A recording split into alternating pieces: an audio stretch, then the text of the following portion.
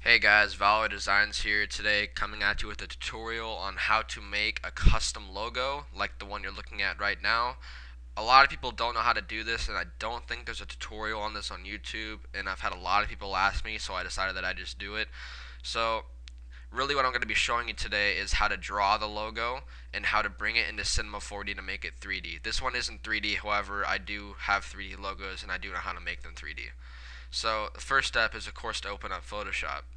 It doesn't really matter what size the canvas is. I just made it the size of my desktop, but just hit File, New, do whatever you want. And what I like to do is first I like to fill in the layer just because it's easier to see the shapes. I don't know, it's just you don't have to do this, it's just what I like to do.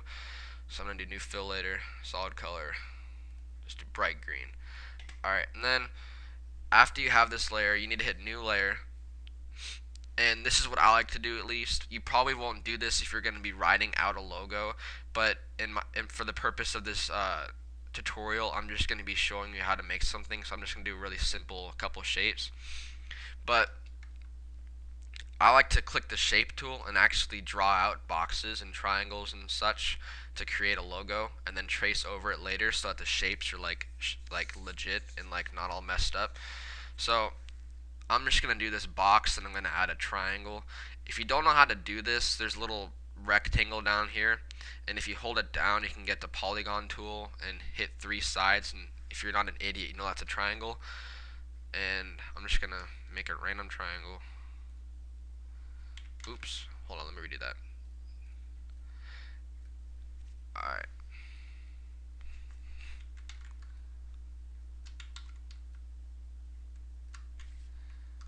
there you go.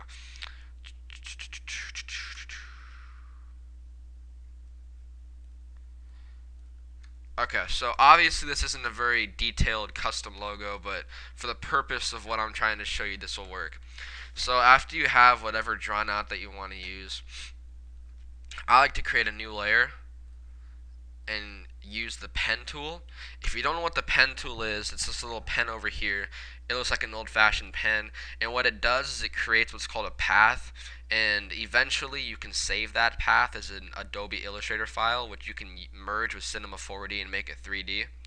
So that's what you use to make a custom logo, is the actual paths. If you don't know how to use this, it's not like a pencil tool in the case that you don't actually like draw with it.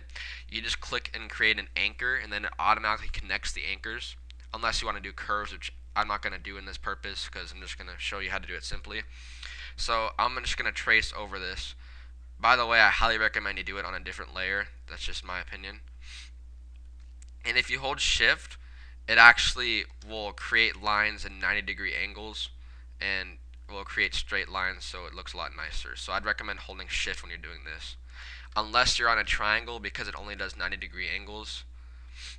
So yeah. Okay, so I have it all traced. So what I'm going to do now is I'm going to go to paths. If you see these tabs, there's layers, channels, and paths. I want you to click paths. Right click on it and click make selection. And it should select your path, which you've drawn out. If you see it selected, click File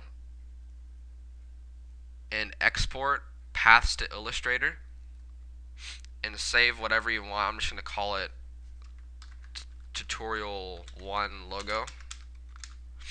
It doesn't really matter what you call it. And what that does is it saves it as an Adobe Illustrator file, which I told you about earlier, in which case it's like a path, and you can open it in Cinema 4D, which I'll show you now.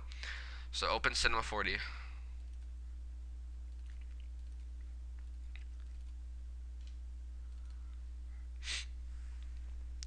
Now, if you want to create a logo that's not made out of shapes, all you have to do is just use the pen tool and like freestyle it. You don't have to use the shapes.